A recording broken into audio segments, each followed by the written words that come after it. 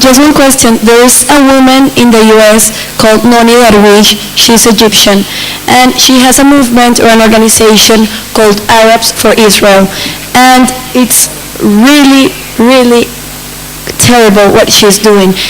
Now that you say that you have many organizations and you know which your enemies are, there is one that you didn't mention that I think that it's like the same. I mean, it's like worse than AIPAC. Well, not worse, but I mean it's the same level. It's a woman called Noni Darwish. She has an organization called Arabs for Israel, and she goes everywhere in the U.S. speaking first things that are wrong about religion, I mean about Islam. I am not Muslim, but I know that what she's telling is a lie. And besides that, she not only says lies about Islam, but also tries to make people believe that Arabs are with Israel. And she has an organization, a webpage called Arabs for Israel. So I think that you should really check on that organization because it's terrible what the woman is doing. Is it arabforisrael.org.com? What is it? I'm not sure which is that, but you put it in Google. The woman she's Egyptian, supposedly. What's her name? Noni Darwish. Noni Darwish. That's maybe a Jewish Egyptian. Yeah, but she says that she's Muslim and that she flew from Egypt because, I don't know. You know, anybody, as you said, I told you, there's 320 organizations in America. So anybody can have his own web page, anyone can have his organization so long you register. So there's many, many of them, and any one of you can have your own website and advocate Chilean women for Palestine. No. What happens is that she's making Arabs, like supposedly she's trying to divide us. It's very valuable information. You just mentioned that there is over 320 organizations, not including churches and other organizations in the U.S. that works on the Palestinian cause, including a lot of NGOs that's registered with the UN. What brings me to mention that this idea of networking with these organizations is very valuable and very important, because a lot of these organizations need direction as well. Some of the ones you mentioned, they're the oldies, is what you mentioned. Some of it is new, but they have a lot of experience. But many of the new organizations that established, especially after the Gaza siege and so on and so on, they have the motivation and they want to do things, but they don't have the knowledge and direction. So for Palestinians to be involved in such organization is crucial. For the network to be linked to these organizations is phenomenal. Thank you for your work. Appreciate it. Thank you for a well-done presentation, first of all, Dr. Saad. I have a question and a comment. My question is, when do you expect the pro-Palestinian movement or lobby to catch up to AIPAC? And my comment is, actually it's a question, how on earth did the Zionist movement manage to equate one of our national symbols, the kufiya, to terrorism? Well, when you catch up with the AIPAC, is to have a lot of money. So we need a lot of people to donate to Palestine Network. And donation as zakat, 2% of your income. I'll be happy with that. And if everybody donates some money means power. Money manipulate election. Money affect senator, congressmen, mayors, anything related to election. It's free election, but how to present the election. Money is valuable. Kufiyya, they took the hummus from you. The food. As a matter of fact, recently Lebanon have the Guinness Book of Record of the largest hummus plate in the world. It was 20 tons of chickpeas and half a ton of tahini and all that stuff. We have to fight for it. If you fight for kufiyya, you have to fight for yarmulke.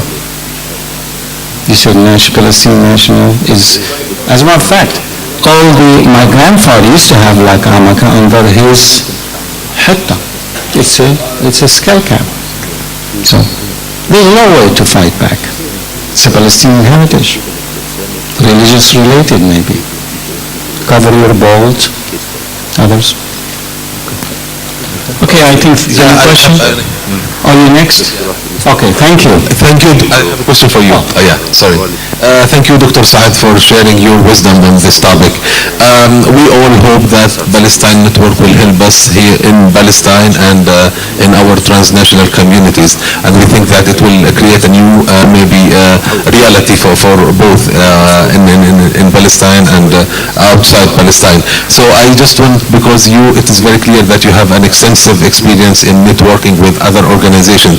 So can you share with us some 3 important strategies how to network with other institutions when we go back to our countries? Number one, Thank you. Whether they are enemies or not, is to contact them and talk to them. Sit down with them, cup of coffee. Meet them person to person. Connecting by the internet may or may not work, but talk to them in person. People who live in Washington, they can go to those addresses I give, talk to these people, show them what you have. I think this is valuable. And support your cause and be strong about it and contribute to the campaign of your town or your city or your place election. This is how the way you change. And if you have the money and the time, is to run for offices, but you have to be balanced in your presentation. You cannot present pro-Palestinian and pro-Israeli on the spot. Show your balance. سيدنا الخطيب من الدنمارك 7 دقائق. صعبة؟ 7 دقائق نختصرها نحاول. ما يهمك. اوكي. تفضل يا سيدي. انا بدي احكيكم عن التجربة الدنماركية مش الفيلم. تجربة تانية عن الشبكة الفلسطينية في الدنمارك.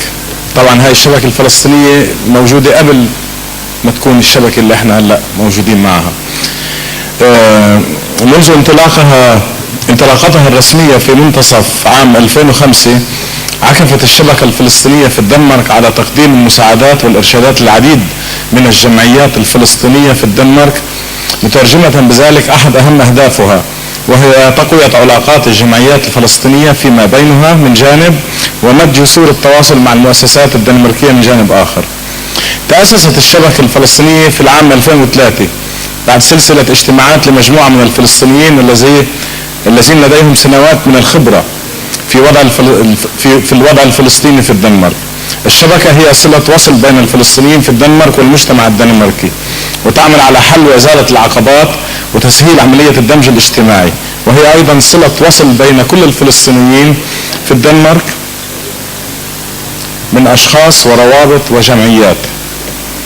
إن الشبكة عملت في الأعوام الماضية على تقوية وإظهار الصورة الحقيقية للفلسطينيين ومشاركتهم في المجتمع الدنماركي، ونجحت في العديد من المحافل أن تكون منبرا مفتوحا لمناقشة القضايا التي تهم الفلسطينيين في الدنمارك عبر حوار جاد ومتواصل مع المنظمات الحكومية.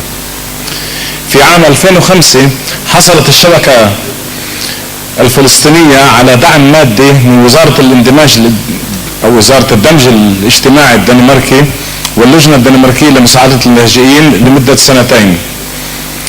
واستخدمت الشبكة على مدار الأعوام الماضية العديد من الوسائل لتحقيق أهدافها، فنظمت عدد كبير من الفعاليات الثقافية والاجتماعية على مستوى الدنمارك، كما كانت المبادرة لعقد دورات تدريبية للناشطين في العمل الاجتماعي بين أبناء الجالية الفلسطينية في الدنمارك. إن فكرة عمل الشبكة تعتبر جديدة على العمل الفلسطيني في الدنمارك، وأنها بالمقارنة مع أفكار ومؤسسات أخرى استطاعت تحقيق العدد من النجاحات في مجال الشبيبة والمرأة. إن الشبكة الفلسطينية منحت الشباب الفلسطيني في الدنمارك فرصة نادرة للتحدث عن قضايا تهمهم في المجتمع الدنماركي،